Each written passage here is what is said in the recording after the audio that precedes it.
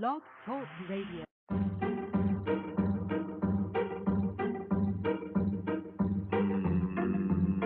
My brain. Flying saucers, Ezekiel's real reveal. Nephilim, they who from heaven to earth fell. An alien harvest, I give you glimpses of other realities. Crooks and Santa, cross of life, I'm just the key. Egyptology, I'll solve the riddle of the Sphinx. Smoke cannabis and papyrus, listen to eyes of Horus. Found lost cities, ancient mysteries of a doomed megalopolis invaders from planet B. Paranormal abnormalities, oddities, abductees, memories of a lost time and space and outer space. Cosmic Watergate, mortals couldn't wait to get to the heaven's gate. Sacrifice themselves until their own fate. Behold the pale horse, death is riding in hell, follow, pray yo. Hail Mary, Mother Grace, you might not see tomorrow. Luciferian traits beneath the planet of the apes. Smack the planet off its axis, suddenly time collapses. You have now come into contact with the Paranormal 101, speaking on all things paranormal, from the light to the dark. Everything in the path of enlightenment. Tune in every Saturday night, 7 p.m. Pacific Time, with your host. What's good, everybody? Welcome to Steve Orion's Paranormal 101 in the Mind of CS. You are on with your host, DCS, and my awesome co-host, original Paranormal 101 people, Mel Chisadek. Mel Chi, is you on the line? Yes. Much love, peace, and blessing to all the people out there. How are you tonight, Mitch? I am fabulous. It is a beautiful night here in New Orleans. We've got a great guest tonight. I am so excited about our conversation. How are you? I'm doing wonderful, kind of down and out due to an injury period at all. That's right. Just keep your stride going, right? That's right. That's it. Well, ladies and gentlemen, like I said, I am your The Awakening. Catch my book on Amazon. It's pretty cool. It's got some stuff in there about the Anunnaki and Nibiru, and we're going to talk about some of that tonight with our awesome guest, Jason Tell. Speaking of our guests, let's do it. Let's bring him on. We have tonight Mr. Jason Martell, an international teacher and lecturer. For over 15 years, he has been one of the leading researchers and lecturers specializing in ancient civilization technology. His research is wide on numerous television and radio networks like the Discovery Channel, the History Channel, Sci-Fi, BBC, and others. He's recently garnered worldwide attention by recreating a working model of one of science's most prolific mysteries, the Baghdad Battery. I've seen that video of him putting that together. That's pretty cool. So let's just go ahead and bring him on. He can plug himself better than I can just read his bio from his website. Jason, are you there? Hello. Thank you so much for having me on your show. Absolutely. Thank you so much for being on the 101 tonight. We're so happy to have you. Well, it sounds like a really cool format, and I love the name instantly, obviously, Paranormal 101. It just kind of sucks you in, right? It's awesome. That is kind of the goal. So, Jason, all right, so let's start with the basics tonight. Yes. How did you get into this topic about educating the world about, ancient artifacts in Sumeria, and just what drove you to do it? Well, I'm 36 now, and basically when I was a 20-year-old in college, someone had just kind of casually mentioned that they heard that NASA photographed a face and pyramid on the surface of Mars. And I was very skeptical, and having no knowledge of ufology or anything in our history with, ancient astronauts or anything of that nature. I was just kind of intrigued by that, and I said, come on, why would NASA film something like that and not, make it public to the world? And so I looked at this as a college, and I found out turns out that the principal cameras that we send on the orbiters to Mars are built by a gentleman named Dr. Mike Malin with Malin Space Sciences, also located in San Diego, where I was attending college. So I contacted Dr. Mike Malin, and I said, listen, I'm just a layman attending college here, and I've noticed the structure in the Sidonian region of Mars, which to me, in looking at the photos, they actually look like a basement. So that's why I was so intrigued. And I actually, found out that the Mars Global Surveyor and the Odyssey, various other probes that we've been sending there since the 70s. Mike Malin is the principal imaging scientist that produces the cameras that get attached to the orbiters. So I just casually asked, Dr. Mike Malin, is there any possibility that these, structures on Mars, the face and pyramids, are actually what they look like to me, face and pyramids? He said, no. These are all natural, weather eroded, nothing intelligent has built these. And that really piqued my curiosity. And so I was able to find 5, 10 peer-level review scientists that held PhD in image analysis. They didn't work at NASA, but they had released documentation and materials with the right views on these artifacts in the Sidonian region. NASA has never given them scrutiny that they deserve, As an example, there's a gentleman named Mark Carlotto who is very good at doing mathematical algorithms. Excuse me, my tongue is a pickle. He's been famous for doing mathematical algorithms on Russian satellite telemetry, where basically what they could do is run this mathematical algorithm and tell that they're being covered by some shrubs or hidden under a tarp. So running these same algorithms on the telemetry from the surface of Mars revealed that the face and pyramids were over a 98% probability. NASA never did any type of... Yeah, it was very intriguing. So this is really where my research... I started to intrigued by these structures on the surface of Mars, and then realized we have things all over the Earth, megalithic monuments, Stonehenge, Giza, Nazca lines, Machu Picchu, Tiwanaku. It goes on and on. And these are here on our own. We don't know the answers. So this is really what started my research, so looking into the oldest civilization that we have on Earth, to find, first of all, a connection to this possible Mars and Earth, but then just to really realize what is the actual origin story. And that's kind of spawned the 15 years of research of what we'll dive into tonight about Sumerian culture and some of those things that have come out of that and spread into other cultures around the world today. Wow. That's, I thought I'd just take a pause for a minute there. I mean, you were just like all fascinating. Well, good. Now, did you all just stop at Earth and Mars, or did you contemplate looking at other planets or maybe Moon, like some of these other that delve into this very same? Sure. No, that's a good question, Mel. I basically, again, just being intrigued by what I saw with Mars, my focus over the last 10 years has been on ancient Iraq.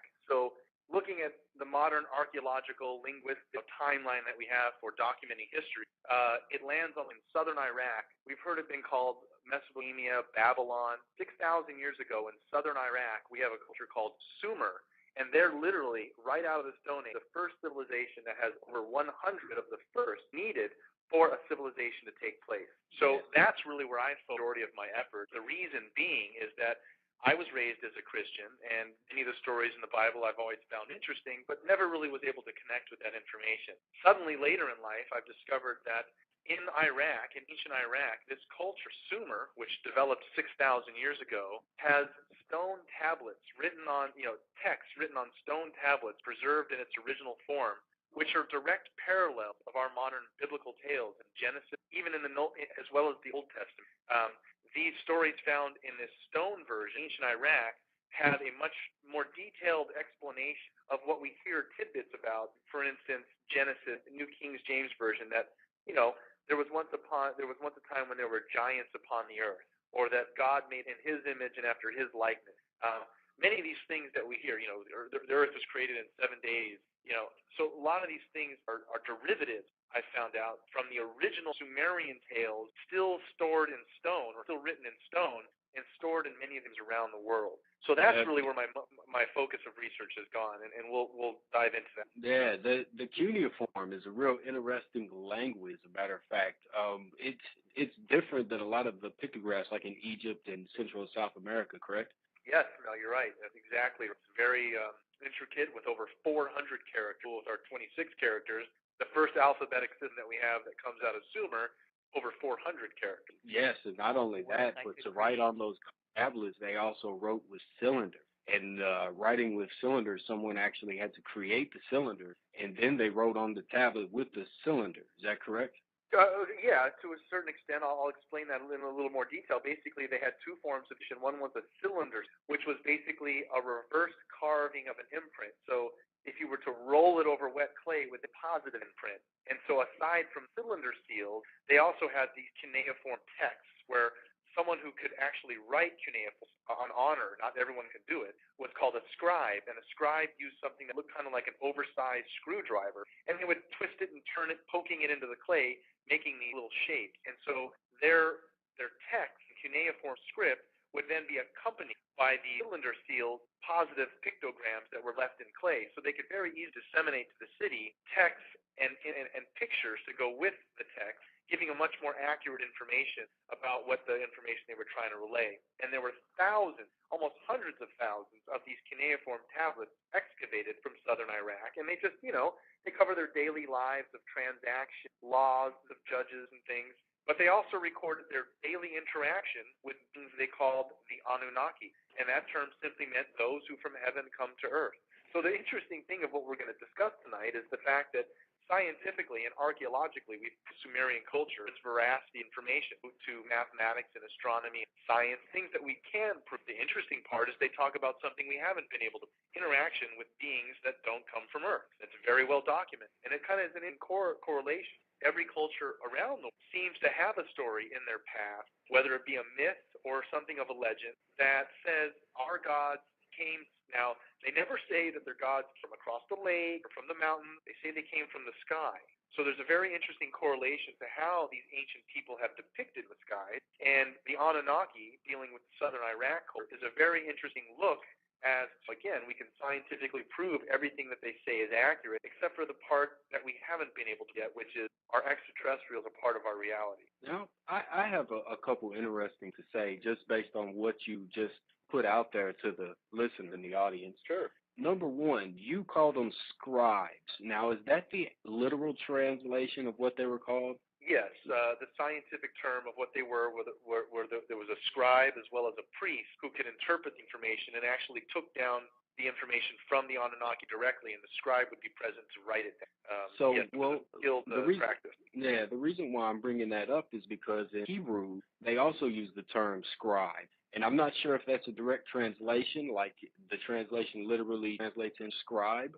And they also wrote in a real early form of writing, and nobody exactly knows how old that it is. But to me, it's kind of interesting that the two forms were written, and they were, one of them was cuneiform, and it was written with a tool, and they also, of course, had similar pictographs or similar pictographs. And they also, Hebrews also wrote in like a written instead of symbolism and pictures. And something else that you brought up is that the gods came and they didn't come just across the lake or from the mountain or whatnot. Also in the tablets, is it correct to say that they counted the planets coming into the solar system instead of the planets away from the sun, to whereas they counted we were the seventh planet instead of the third planet? Yes, that was one of the parts of the story which we can fill in the gaps around that. But yes, exactly, that was one of the pieces of information. It's, the sacred number 7, the 7 days in a week, the 7 tablets of creation. The Sumerians referenced Earth as the seventh, and we think of Earth as the third rock from the sun after that TV show. But in fact, if you were coming from outside of our solar system, passing, first Pluto 1, Neptune, Uranus, Saturn 4, 5, Mars 6, Earth for 7. So there are a lot of their astronomical information that do raise the eyebrows. An example, they had tablets, cuneiform texts that tracked the position of the planets over hundreds of years. It's passed down through different culture or different eras of culture. They could tell you 50 years in advance on what exact day there was solar lunar eclipse. So they had very accurate astronomical data and actually knew things that, again, astound modern astronomers, which was they accurately cited the outer planets, Uranus and Neptune, as Mosh Sea, which is bright greenish. And we didn't know the colors of the outer planets until we sent the Voyager 1 and 2 probes out in the late 70s, early 80s, and we took the first color pictures of the outer planets. And sure enough, they matched the 6,000-year-old description of Mosh Sea. They actually give the distance accurately between the planets, not only what they look like. So there are just many advances that they've left us that, from a scientific perspective, we can go into some of more of these specifics because it is a very interesting tale about our creation come out of the Sumerian verse. One of the tablets that I've always found in the British Museum, the Louvre, we have a tablet on display, and it's called the Flood Tablet. And it's a tablet that was excavated in the late 1800s. The excavation ended, I think, in 1907 or something like that, where the British archaeologists went to Iraq and were excavating these tablets and such.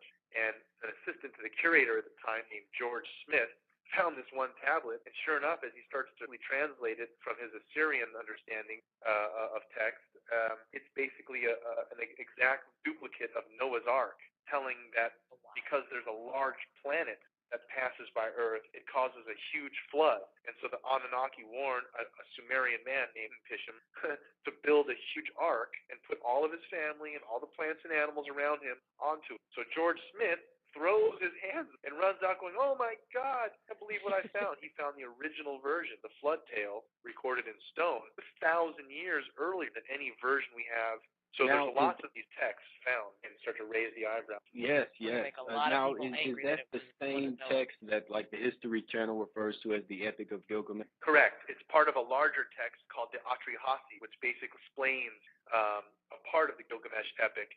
And there's a much longer tale about the creation of and how there's an intruder planet called Nibiru, which gets pulled into our solar system and became a permanent member of our solar system after initially causing some havoc and dislodging some of them to Saturn, to the outer planets that we have now as Uranus, Neptune, Pluto, and such.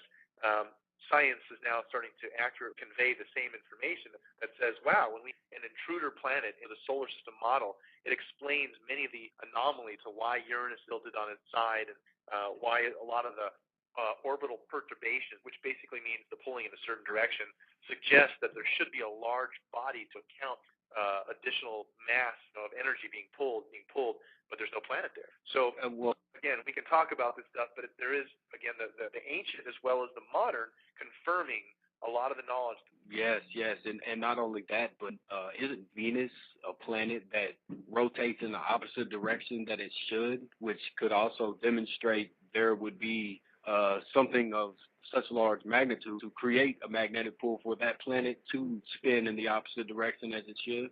To be honest with you, Mel, I don't remember specifically if that's the case, but that very well could be, and there are lots of anomalies about our surjected of sufficient mass. It does explain that, why we would have a lot of these anomalies we see. And so, it's an interesting thing when we look back at the Sumerian, where, again, they have a very large amount of tablets explain interaction in their daily lives, what's called the Anunnaki. And if you were to ask a Sumerian man, how do you know all of this? Where did you learn everything? Well, everything we know, we were taught by the Anunnaki. Next logical question, the Anunnaki.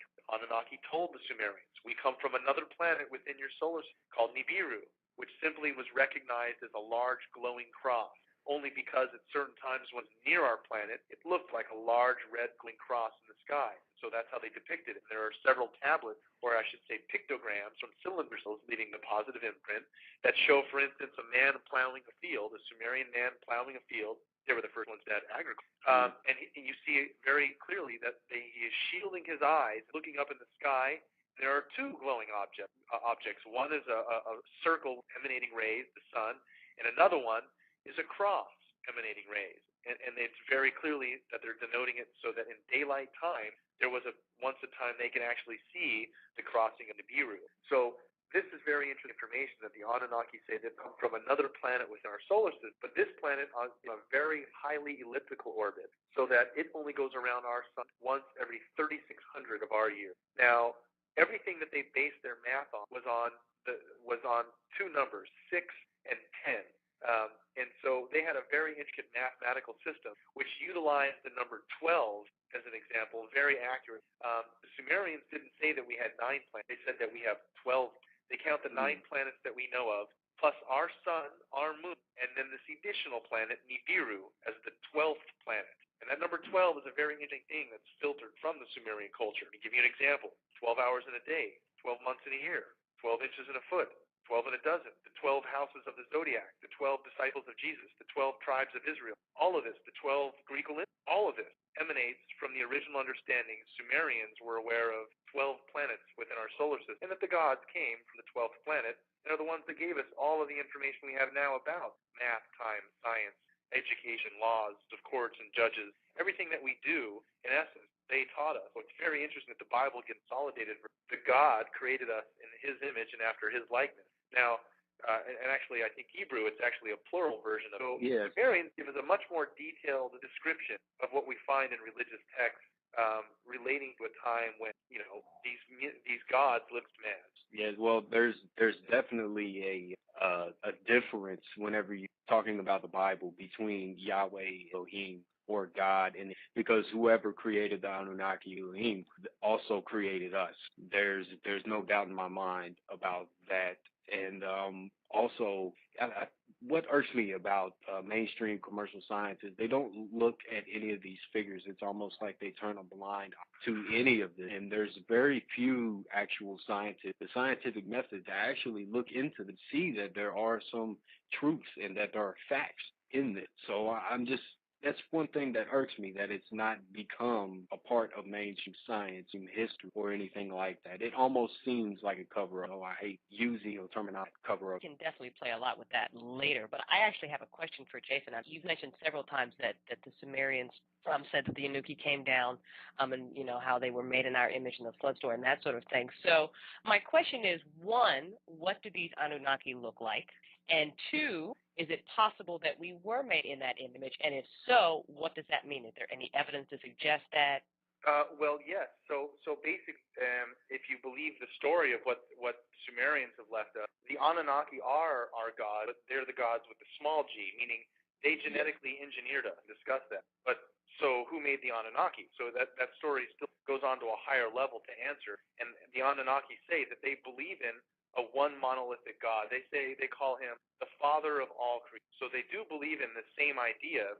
But as far as where we're, again, science and the ancient information cross in sync sector. Sumerians describe how Anunnaki, and explaining how they created us, basically they came here many millennia ago. We would reference around 400,000 years ago, and I'll give some scientific reference for that number in a minute.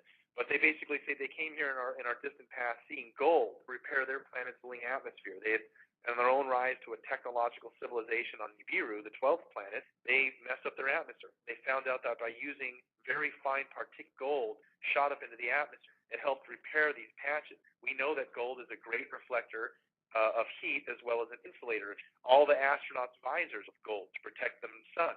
So they say that they came here to mine in southern Africa the rich veins of gold that were there. The Anunnaki did not like doing the physical mining themselves and said, hey, I've got an idea. Let's make a worker race. The pre-hominoid Neanderthal that was evolving naturally on Earth, the ape man, they said, let's take 20% of his genes, since this being needs to be a base of, and 80% of our genes, and create them in our image and after their likeness. And that's exactly what they did. Now, there were several trial and error. So just like in the Bible, we have the story of Adam and Eve. Sumerians have a very interesting version of that, which is much more detailed, and they included cylinders. One of those shows one of the chief scientists, her name was Ninharsad, and she is creating the first atom.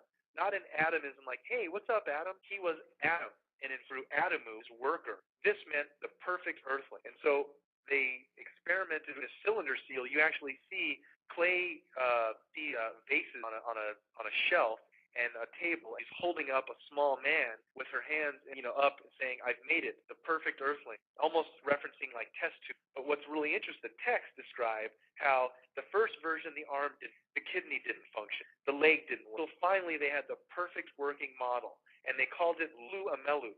Now, this version didn't have a sex. It was just a primitive worker. They gave it an upgrade and taught it to be able to procreate. And that's where that story comes from in Adam and Eve, in a consolidated Sumerian epic that goes into a much more detailed explanation. Another point of view to that is if we look at the partition on the human brain, for some reason we only 10% of our brain power.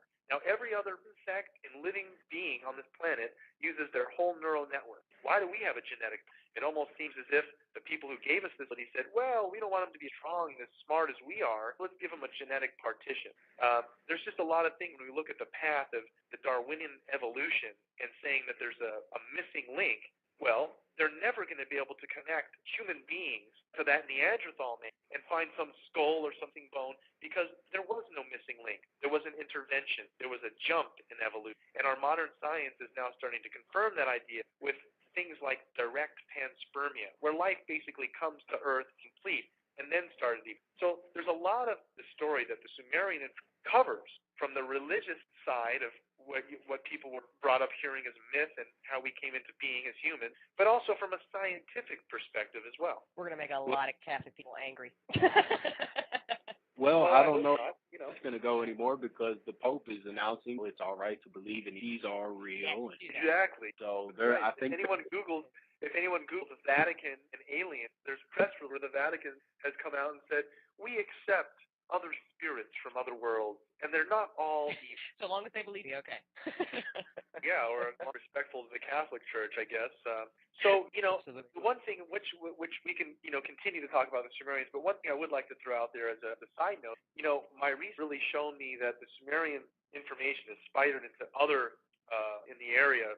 We see this, for instance, in the Egyptian culture of the winged disc, and the Assyrian culture carrying over the symbology of an Anunnaki and a flag. What I found very interesting is that, we hear a story today of an Atlantis, that there was at some point in our past, well beyond even, that there was an advanced technological Atlantis culture, and they were on some continent, for some mysterious reason now disappeared, sunk into the ocean. What I find interesting is that all around the world, there are these immense megalith structures that show advanced astroarchaeology. They're positioned astronomically on the ground, the star constants, in ways that unbelievably too accurate and pronounced just be by chance. So what I see is that if there was ever an advanced technological civilization, let's say 10, 15,000 years ago, they would have been a globe and would have put evidence all over the earth. So it seems more likely megalithic structures we have all over the earth are of a time when there was some advanced race here, more than likely a human being race, that built them. And all around the world, if you ask them who built these monuments, they say, well, these were built by the gods.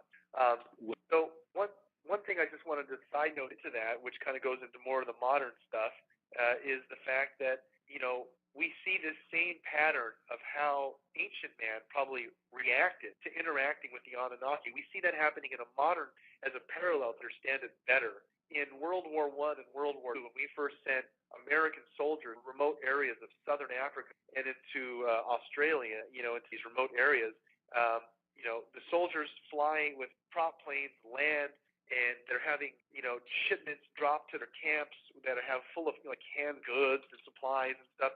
Well, the Aborigine come up and they're like, oh my God, who are you? What is this amazing animal that you've flown from the sky in? They get out and light up a cigarette. They hold out a recorder and say hello, and the Aborigine's like, la la la la, and then he sits back and la la la la, and he hears his voice. He's like, what the heck? These people are gods. So that same thing is echoed, in recent times where the Aborigines then scraped away runways. They made straw models of the aircraft and started to worship them. Because also sometimes demons that the soldiers would get, drop shipments from cargo planes, they didn't always land in the camp. They'd sometimes land in these tribes, and the tribe opens this thing up, and it's gifts from the gods. That's called cargo cult. So we see the same reaction of what the Sumerians and what other past cultures have probably done. They interacted with technology they didn't understand. They gave it a spiritual, anything flying into ancient man was alive. They didn't have hot air balloon planes, so they gave it wings and said it had the power of flight. And we see this echoed throughout many of the cultures, not just. Well, let me run some. Go ahead. Oh, go ahead. Oh no, go ahead. I was gonna. Ladies first. Ladies first. Yes, ladies first. Let me just summarize the history of the world that we've been covering here tonight for our listeners, and also to make sure I've got it right, because there's a lot of awesome information that I've read a lot about, but I'll do it again.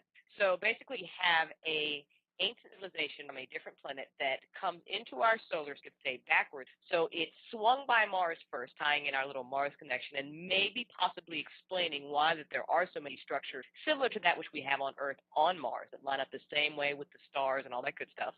So these beings, they swing past Mars, they land on Earth, and they land on Earth primarily for gold because they have screwed up their atmosphere and gold repair it. And then they meet stupid man. And they say that stupid man has the potential now to mine gold for them, so they tinker with him a little bit, and voila, here we are, a dumbed-down version of what our supposed gods are, but here, I got it right?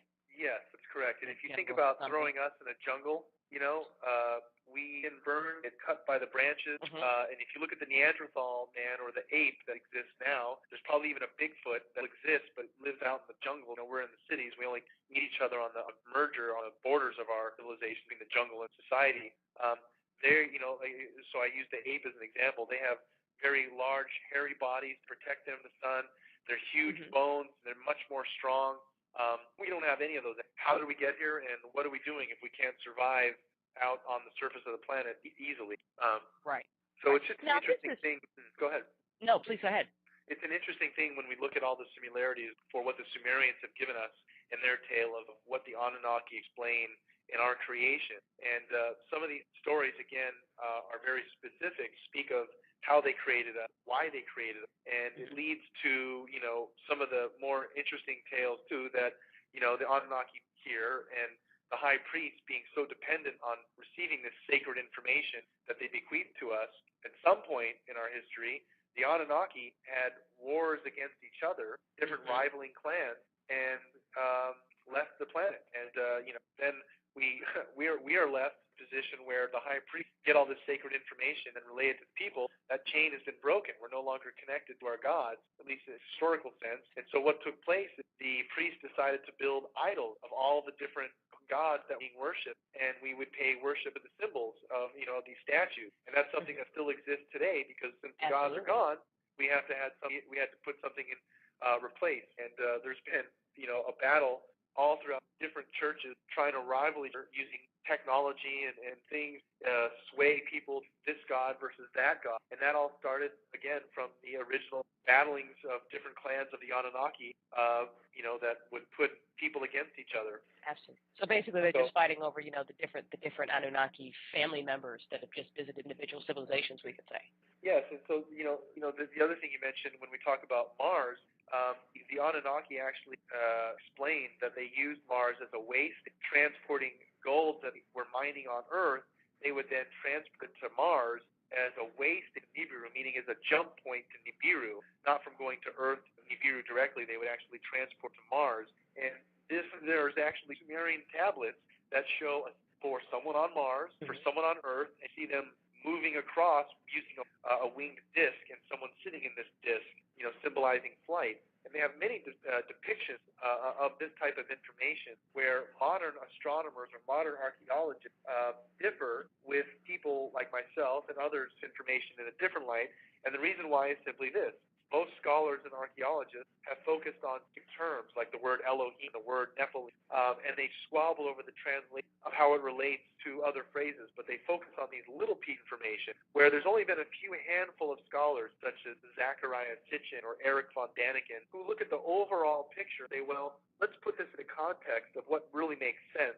So many of the translations that modern archaeologists look at for Sumerian culture, we don't fully accept what they say in some of their translations relating to astronomy. As an example, there are several tablets that are talking about, our 12 planets, and in a pictogram, they're referencing the various planets, and they use Earth as 7 dots and a crescent representing the 7th planet, meaning, us.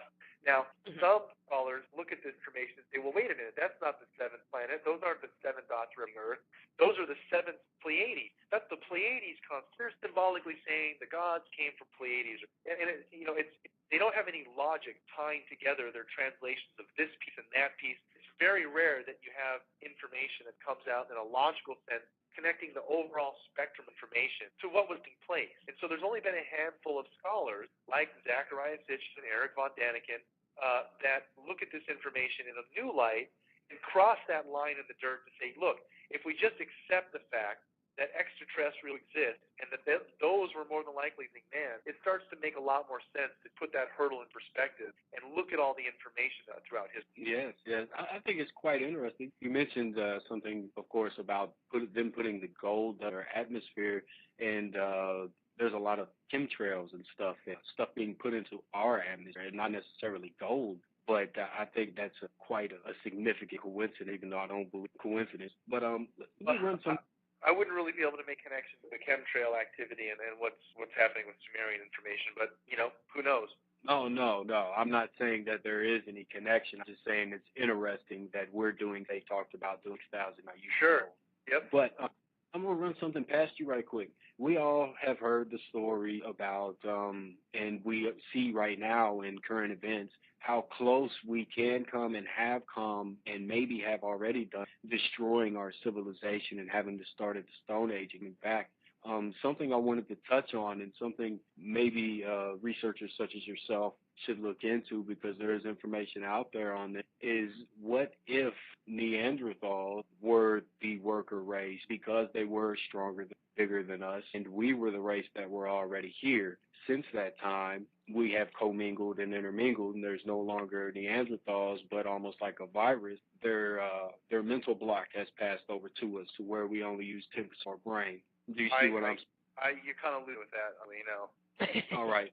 Let's just say instead of all of the Neanderthals turned into us, being manipulated by us, why could they not take us and manipulate them into Neanderthals and use the Neanderthals, the worker class? Because the human body as we have it today wouldn't be really good for mining. It wouldn't last very long. But Neanderthal and the way that they were built would be perfect. No, I see your point. I don't know. All I know is that recorded history speaks of a human form represented as us, and they're very clear in how they depicted us. Tinkering with some species of man.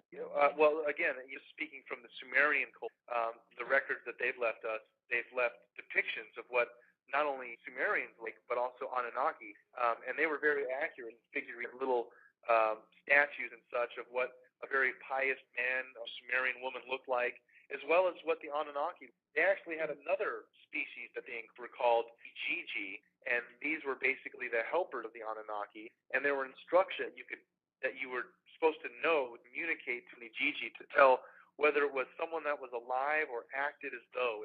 And so these Gigi look very much like modern-day gray aliens. And this was something I featured on the History Channel, which was many of these Sumerian look very similar to our modern-day gray aliens. The question arises, well, why would the Greys involve?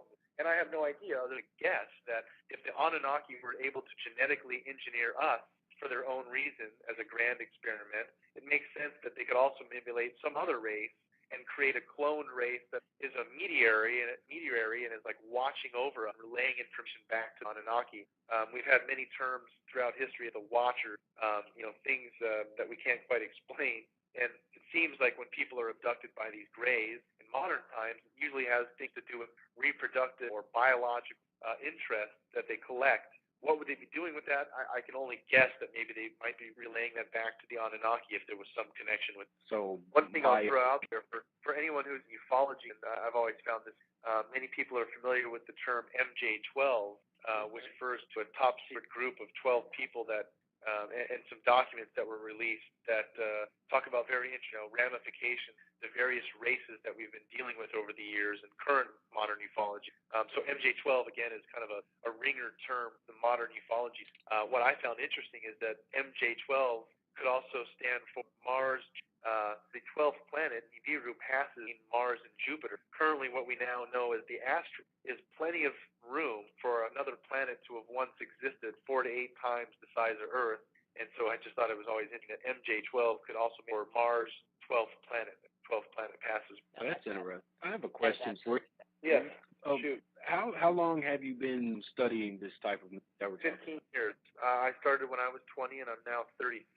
Roughly 15. Okay. Another thing that's I found really intriguing, which I've kind of been researching in more current times, is the evidence of the power of flight, symbolic found on the continent. An example, recently they found an Egyptian governor called Hui, and when they cracked open his tomb, he had a small airplane found in the tomb site. Now, they label it as a bird model, but it looks very much like a modern prop plane with the tail fin, the 90-degree angle. Nothing in nature has a 90-degree angle or a tail fin. Yes. Right. So in South America, pre-Columbian America, we find little insect models labeled as, but they're little gold, basically little planes. Yeah, they look like little tiny planes. These were found in Central America, off the coastal areas of South America, Yes. Probably around 500 C or 500 E, something like that. Can't remember specifically, but we find evidence of flight on everything around the world. Even in Renaissance art, and in more recent times, we have famous artwork where they have put very ufology in a famous painting called the Saint Giovanni or the Madonna by Saint Giovanni, and it's just a picture of the Madonna, but in the backdrop to see a man covering his eyes and he looks up at a glowing disc in the sky, very much a flying object of some kind, and it's emanating rays of light. So all throughout history, whether it be in Renaissance artwork, pictogram form from the Sumerians, or even these just various artifacts or cultures, we see references to the power of flight. And I don't think it was ancient man flying himself, but all throughout his man flying in the skies, and they their best understanding, spiritual review, to describe what they. I love that. I love finding just little evidence of it just scattered all throughout history. It makes it harder to ignore. I think it would make it harder to be a little. Now, at one point in this whole tale, you've talked about how the Sumerians were able to see, and it looked like a cross in the sky. So my question to you is, I actually have two questions. One, how long will we potentially see it again? And two, did the Sumerians say why the Anunnaki left? No, they did not say why they left, other than the fact that in the records and some of the texts, they explain how there were different Anunnaki clans and sects that ran into opposite each other. Zachariah Sitchin, an author of a series of books called the Earth Chronicles, he is one of the few linguists that can actually directly translate cuneiform text. And in some of the texts that he's translated, they specifically explain how there was a great war, Anunnaki, and that at some point in the past, they actually had a nuclear exchange. In the Sinai Peninsula, there is evidence of burnt glass, or burnt sand, where the sand has been heated so much that it's turned to glass. When geologists, they say, well, this looks like evidence of volcanic activity. There are no volcanoes in the Sinai Peninsula. Only stories of myths and legends about the Anunnaki landing and using these places as way stations on Earth that they then launched their spaceship into Earth. We see many of these things, these large platforms that still exist in Baalbek and in Lebanon, these trilithiton stones, where no technology today can query these rocks, these large trilithiton rocks, and stack them perfectly, yet they exist. It raises many questions. Okay, so we know that at some point there was a great war, so the Anunnaki faction fell out, but then after that, we don't know. So I guess my question really is, could it potentially be the case that they have not left? I couldn't speak to that other than to speculate regard to modern ufology and why we don't see any aliens whatsoever. My personal belief on that is that Earth is quarantined. If we're the ones, a higher technology civilization or race, comes to Earth and they see us blowing each other up and killing our planet, why would they want to have anything to do with us other than to help us come into the light a little? So it seems as if Earth is on quarantine. We're the ones not allowed to go out, this galactic federation of societies out there. We've been warned about bringing our weapon things out there, and when we went to the moon and various things that we've done in modern times, anyone who actually looks into this information, STS NASA reported Holloman Air Force Base landing. Anyone who does actual research into ufology and not just goes, oh, I've Googled it, or I saw a show on the History Channel. If you actually, in the courts of law that we hold today, there is overwhelming amounts of evidence that would hold up if it was ever tried that way, but it's not. So it's left up to decipher questions just like that. Where did the Anunnaki go? Why don't we ever see them? My personal belief is that, let's just call it bad aliens with now that protect our planet. We have technology in place that basically does not allow interaction. Seeing us shooting our plasma weapons and STS NASA footage, that there are things flying in and out of the atmosphere, and we try to shoot. So it makes me think that possibly even the good aliens, like the Anunnaki and such, if they do exist, are having trouble interacting. And maybe at some point that's going to end. Everyone hopes for some type of change. The only thing I would comment on this is kind of a lower level discussion on, so people would understand my position. I have a lot of animals in my house. I have a couple turtles, an iguana, a bird. I love my animals. I give them food. I always hang out with them. I give them a lot of attention. What feeling they must have of security to know that this advanced, very much larger than them, provides everything for them. And even when I'm not home, they know that I have their best in. I'm thinking about them. What a feeling it must be of security for them to have that connection with us. We look at our animals cute, but what security they must have in their relationship with us. Why don't we get that? Why don't we have any other species or being or life form above us that gives us that sense of security and connection to say, someone's got my back. I am not alone. We don't have it. We're missing it. And I don't think that's fair. So I do think that just from a simple perspective, that chain had been broken. And at some point in our past, it did exist. It was so important, everyone wrote about it. And they didn't just go to a small length. They took years inscribing on walls, artifacts, explain the veracity of the information they were trying to tell us. And I think it is that important that if it did actually take place, might take place again in the future. And I think if anyone actually considers the fact of interacting with it or not human, that are probably good and bad, but spiritually as well as technological advanced the human race, and I'm down for it. Very cool, very cool. All right, so at one point the Sumerians could see the planet. When is it possible we might be able to? Is there any evidence to suggest? We're coming up on the end of that cycle. We've got another 1,000 years. The last time that it was here is the best guess is around the time of the Jewish Exodus. Remember, something was following them 40 days and for 40 nights, or actually, I think it was 40 years, I should say, this long exodus where there was a pillar of cloud by day, a pillar of light by night that guided the Israelites. The best guess is around 3,600 years ago. We know that the planet has roughly a 3,600-year orbit based upon the math that they left us. They showed Nibiru as completing a circle around our sun, and they called it a shar, completed circle. They gave it a mathematical number, 3,600 years. And so it's very interesting that if we think about our sun, our planet going around the sun, once around the sun for us is 365 days. Once around the sun is 3,600 of our years. But that's still just one solar year for Nibiru, meaning if you live on Nibiru, and let's say I'm just throwing this out there, let's say Jesus was an Anunnaki. Jesus comes to Earth and says, my people, I'm here. I will return. And 3,600 years go by on Earth. It's only been a year because his orbit around the sun is 3,600 of our year. So that's another interesting parabola there. That if you were to go to Nibiru and just have one solar orbit on Nibiru, one of your life years, it would have been 3,600 on Earth, and you have aged 1 year. So there's a very interesting crossover there too of the whole idea of heaven being up there in space. Maybe it's a planet. Interesting. That is, everybody remember he said that when I throw my second book. Just want to put that out there. So is there any calculation to see it again? I mean, we're seeing in our lifetime, our children's lifetime. I would say 3,600 years is the best estimate. Jewish exodus, the exodus that happened right around that time, 600 years ago. So 2136 is what I've heard from 2136 to 2150, something like that, based on information from Zachariah Sitchin. You know, it is, again, there are so many variables that people on the internet today claiming, I see Planet X with my webcam. No, they don't. There's no Planet X. You know, if anyone's going to see Biru or Planet X, we're discussing here 4 to 8 times the size of Earth. This is not a small astronomical event, and the professionals has always been beaten out by the amateurs seeing things like this. Hale-Bopp, Shoemaker-Levy 9, all discovered by amateur astronomers before the professionals. So we're very astute. If something's coming in, we're going to see it. And so a lot of people are trying to make connections today on T12, Planet X, Doomsday's coming, it's the planet of death. I don't see it that way. And the Anunnaki and all of their interaction with Sumerians did not take place while the planet was close to, because that was a time when possibly there could be havoc here on Earth because of the gravitation of Earth. So their interaction does not always coincide with the planet being close to us. And that's the part I'm interested in. I could really care less about a doomsday scenario for a planet passing. I have no control of that. What I'd be more interested in is beings from that planet coming back and we getting to interact with that.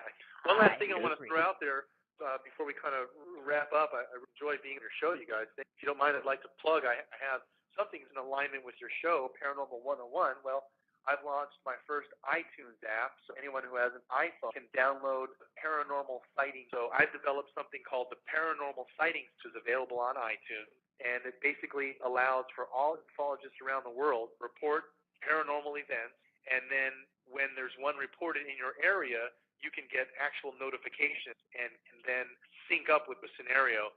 Gentleman goes outside, UFO, snaps a picture with his iPhone. Jenny, 2 miles away, gets that alert, goes outside, also the UFO, snaps another picture. A few minutes later, someone else sees it and snaps another picture. Now, through this mobile phone app, we have 3 longitude and latitude dropped points of where this actual UFO is traveling in real time. So we have a tool now that allows for real-time tracking, spreading of paranormal events, paranormal sightings. Oh, that's excellent. Very cool. I'm sorry? Awesome. Oh, thank you. Yeah, no, that's just a cool feature. Jason, really, thank you so much for stopping by tonight and sharing your knowledge. It's great information. Please let everybody know where they can find you, any upcoming events you've got going on. Just plug the heck out of your. Oh, the simple plug is the best thing to do is just visit xfacts.com. That's a X and then fact as something that you want to know about, not as a facts mean. So it's XFACS, xfacts.com. Otherwise, just Google Jason Martell and you should find a wealth of information related to my research. Yes, I actually. Thank you so much for having me on your show, you guys. I really did, and I hope to come back. Absolutely, all right. We'd love to have you back. I have a sorry, quick. I didn't want to cut you off there. That's all right. I just had a quick question. Would you be interested in coming back onto a show, this show, or another show, or participating in a roundtable event, getting together with other like minds? Of course, sure. I do those every now and then. I just participated in a 2012 panel here in Los Angeles, and I enjoy high-level group discussions. It's always fun around these topics. Okay, all right. Well, I will keep that in mind, and DCS as a way to get a hold of you. I'll consult with her, and we can put together and see if we can't have you back on, or maybe a roundtable event, and get some people together. Should we For sure. brainstorm? I would enjoy that. Well, thank you, DCS and Mel. It's been a pleasure to be on your show. Thanks so much, Jason. Appreciate you.